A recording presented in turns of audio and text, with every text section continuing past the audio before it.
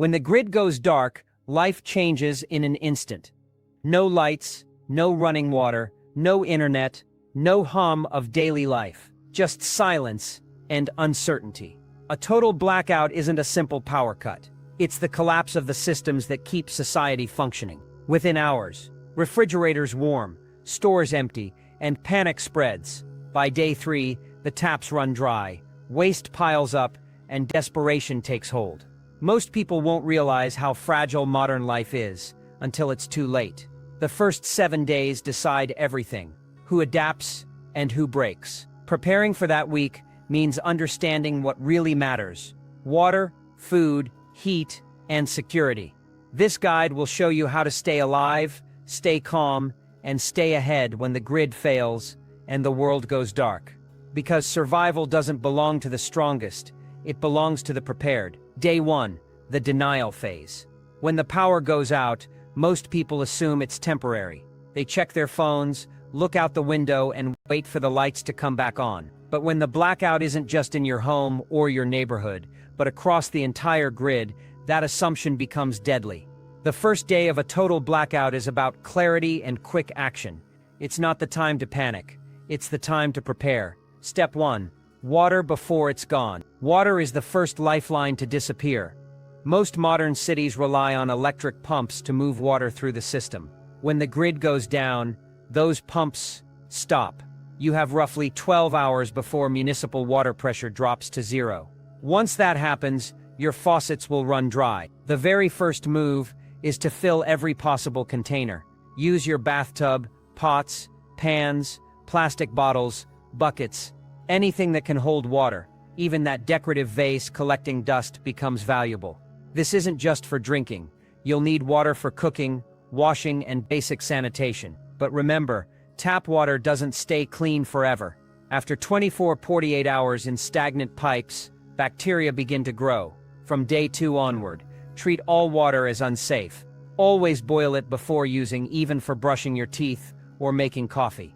If you have a camping stove or gas burner, use it now. Every clean drop counts. Once your containers are full, think about conservation. Don't waste water on dishes or unnecessary washing. You'll thank yourself when you realize just how quickly those gallons vanish. Step 2. Food inventory and rationing. Food becomes the second priority. Without refrigeration, perishable items start spoiling fast. Milk, cheese, meat, and fresh produce will go bad within hours if you don't act.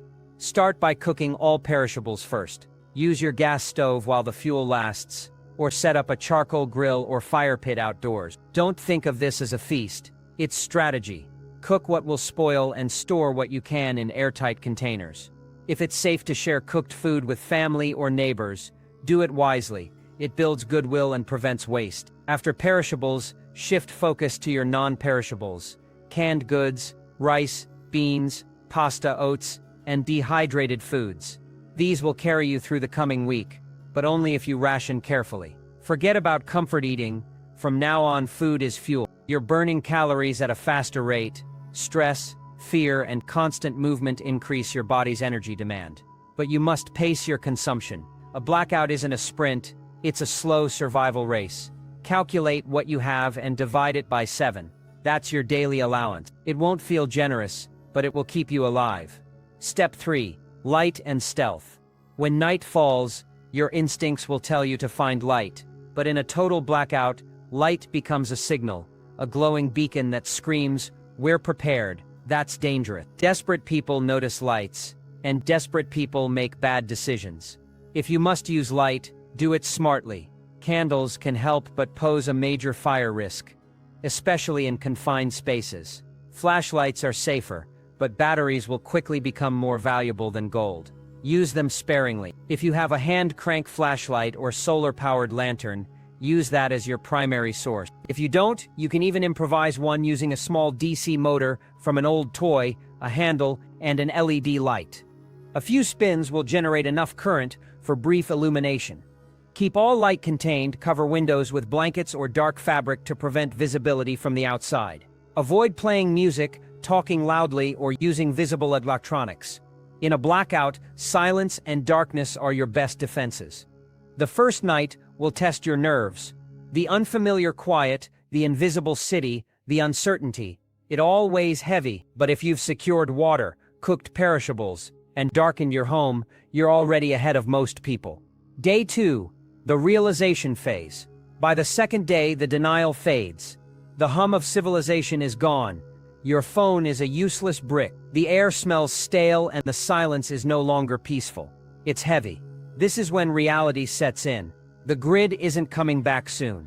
The second day is about adapting to that truth and securing the foundations of survival. Step 4. Sanitation and waste management. Without running water, toilets stop flushing, and waste becomes a health hazard.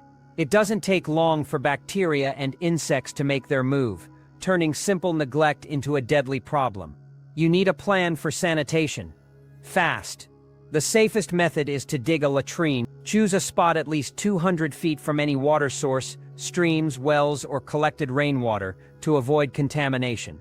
Make the hole at least 2 feet deep and cover every use with a layer of dirt. If you don't have access to the outdoors, line a bucket with heavy-duty trash bags and dispose of waste in a distant, covered pit once full.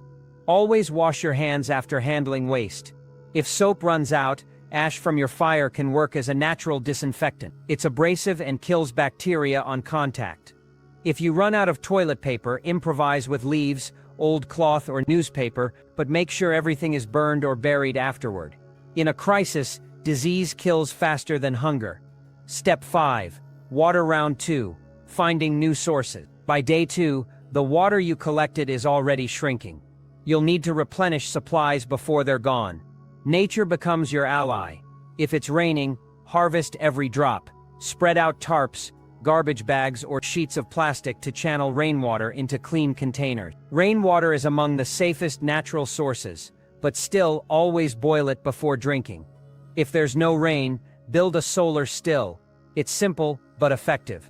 Dig a hole, place a container at the center, cover the hole with plastic, and put a small rock in the center to create a dip. The sun evaporates moisture from the soil, which condenses on the plastic and drips into your container. It's slow but life-saving. For surface water like ponds, streams, or puddles, use a makeshift filter. Layer sand, gravel, and charcoal in a bottle, pour the water through it, then boil it twice. Assume everything is contaminated until proven otherwise. Waterborne illnesses can destroy you faster than starvation. Step 6. Heat and warmth.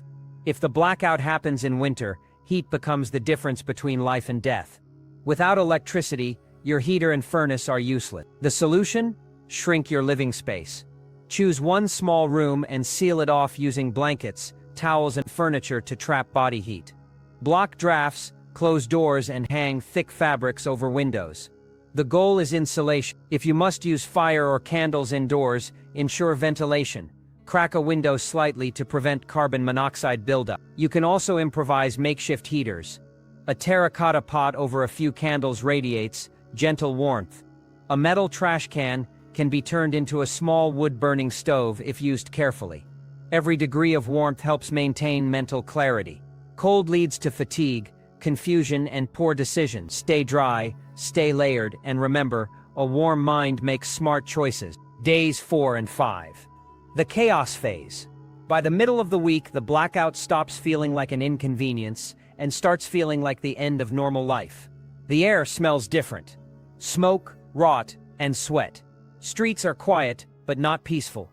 You can sense the shift. People who were calm and polite a few days ago are now desperate, restless, and unpredictable. The social fabric that kept everyone civil begins to tear.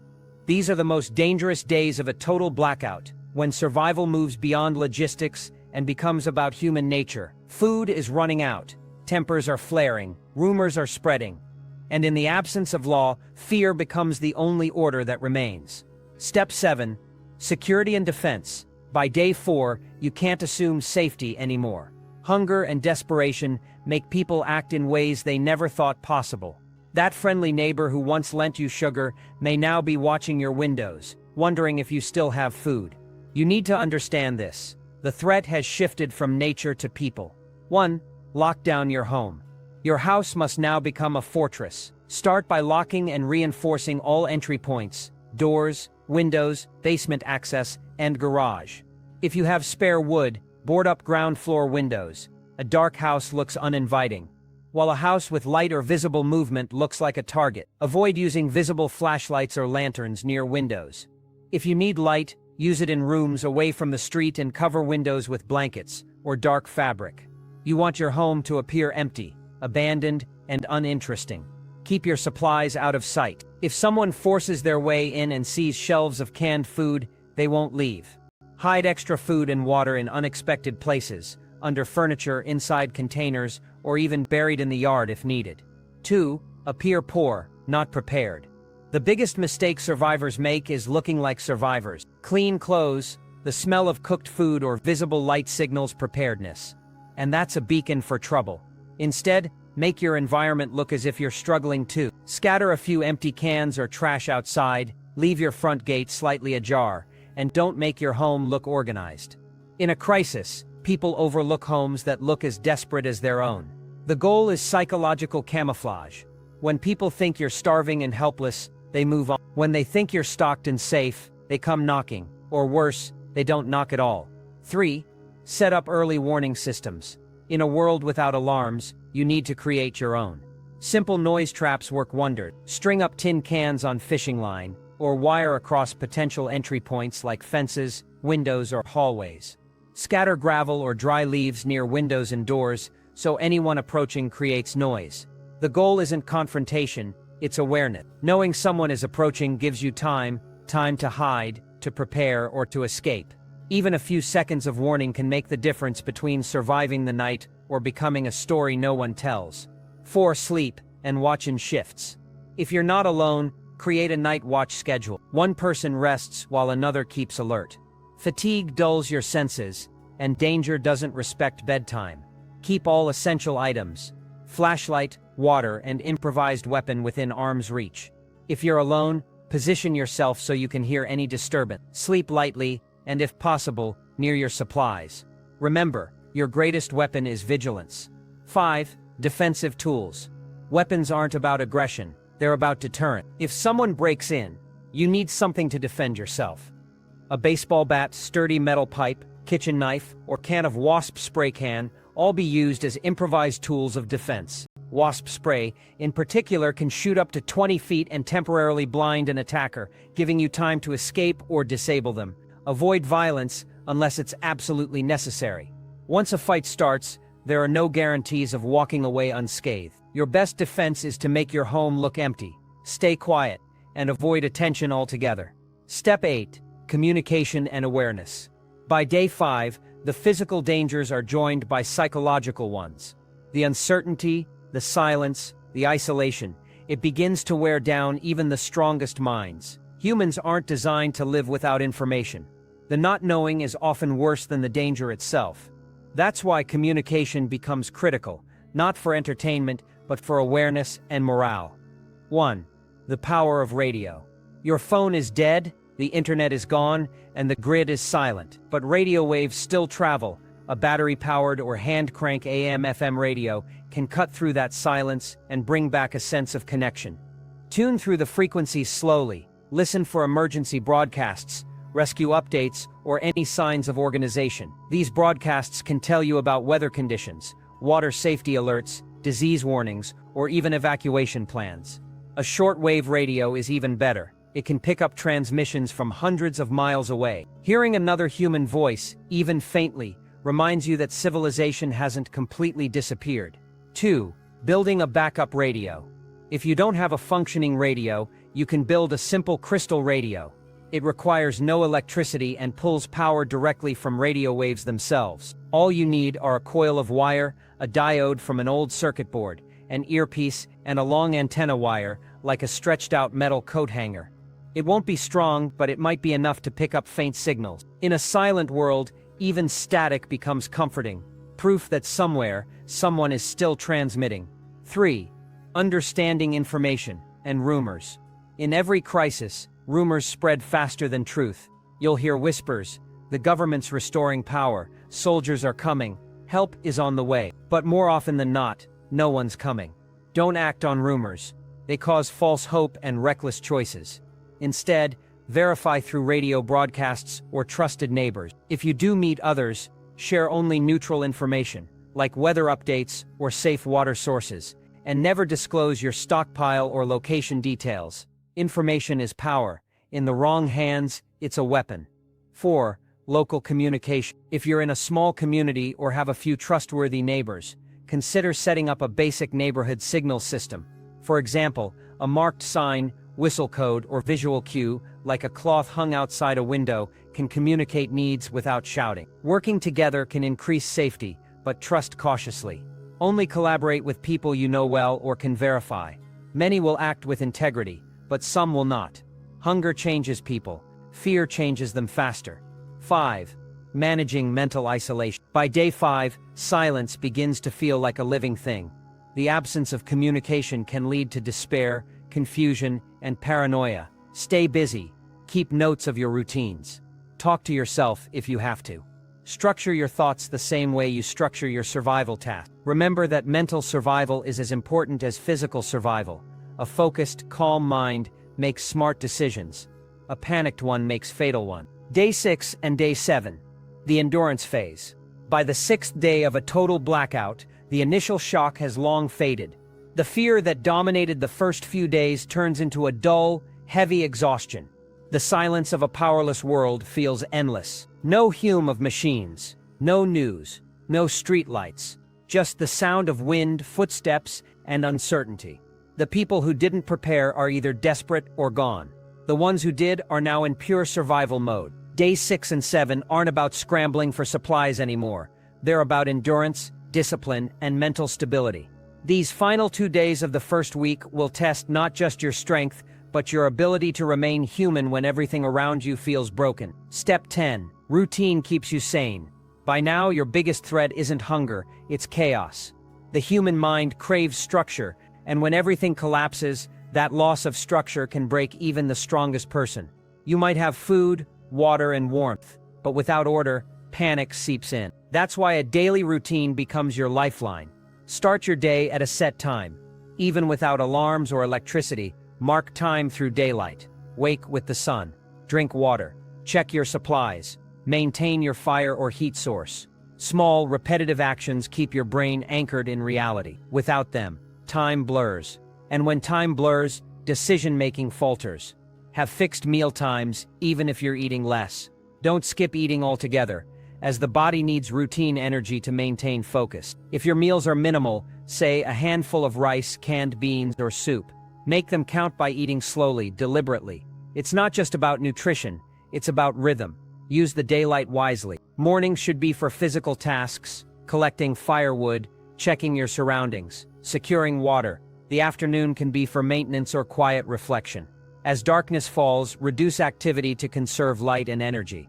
Talk with others if you're not alone. Communication keeps morale high. If you're solo, write in a notebook, mark each day, and record your plans. This gives a sense of progress, even when the world seems frozen.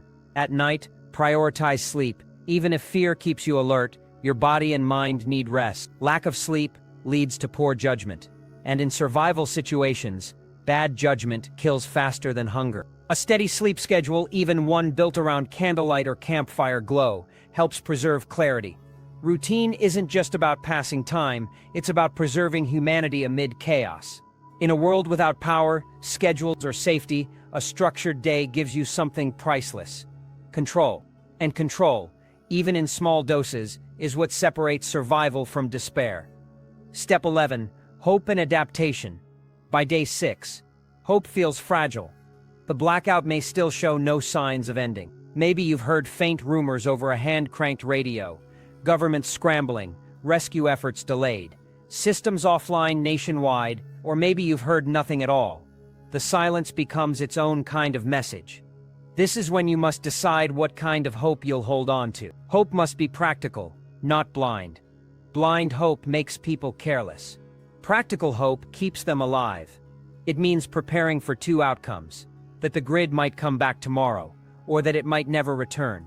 If power hasn't returned, continue to ration everything. Don't assume rescue is near. Treat every day as if it could be your last on limited resources. That means small meals, careful use of candles or batteries, and strict management of firewood or fuel. What you save today might be what keeps you alive next week.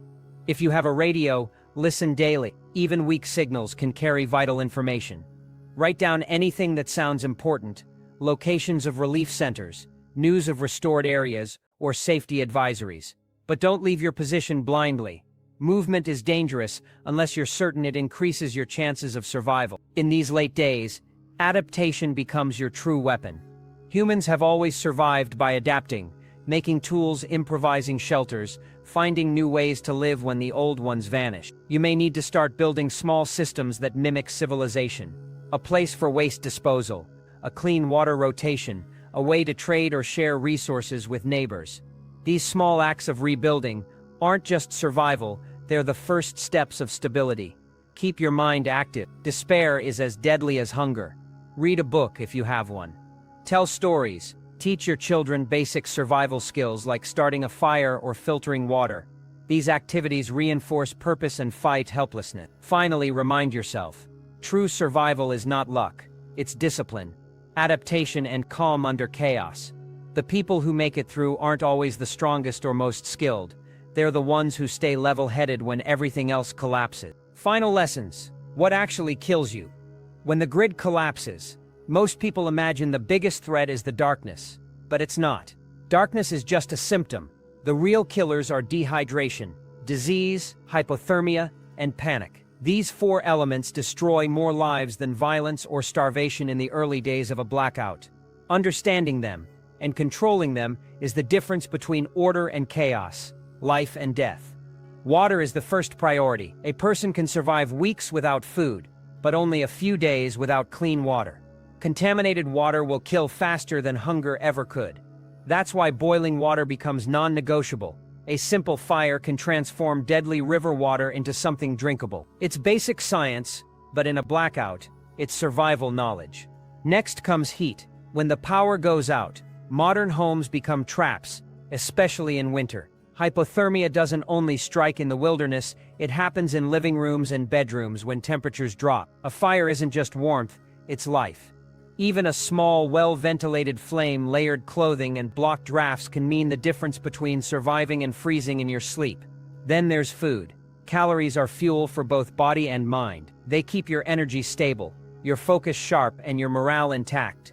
During a blackout, the goal isn't to eat well, it's to eat smart. High-calorie, non-perishable foods like rice, beans, canned meats, or oats can stretch days into weeks. Every bite should count. Waste nothing. And finally, the most underestimated killer, panic. Fear spreads faster than fire. It clouds judgment, turns neighbors into threats, and drives people to make deadly mistakes. The only antidote to panic is preparation and routine. A clear plan, daily structure, and calm action keep your brain anchored when the world outside has lost its mind. Panic kills those who act without thinking. Discipline saves those who act with reason. So survival isn't just luck, it's control over four variables: water, fire, food, routine. Boil your water, guard your heat, ration your calories, and stick to your rhythm. If you master these, you can outlast almost anything. Conclusion: the survival mindset. 7 days. That's all it takes to separate the prepared from the forgotten. A total blackout strips away illusions of security. It shows how fragile modern life truly is, and how quickly civilization fades when the lights go out. But if you've made it through those 7 days, you've proven something powerful. Survival isn't about strength, it's about adaptability. The grid may have failed, but you didn't. You adapt. You faced the silence, the hunger, the fear, and you learned to function without the systems everyone else depended on. That's not luck. That's awareness, preparation, and resilience.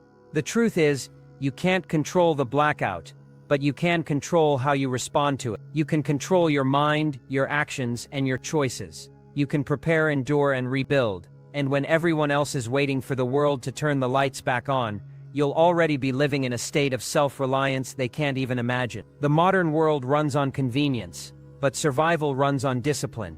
Every blackout, every crisis, every disruption is a test, not of how much you have, but of how well you use it. The survivors are the ones who stay calm, stay smart, and stay moving forward. One day, one decision, one breath at a time. So remember this. Survive today, then do it again tomorrow. Because survival isn't a one-time act, it's a mindset, a way of thinking that turns fear into focus and chaos into control. When the lights go out, you don't wait for rescue, you become your own rescue. That's the difference between those who make it through the first 7 days and those who don't.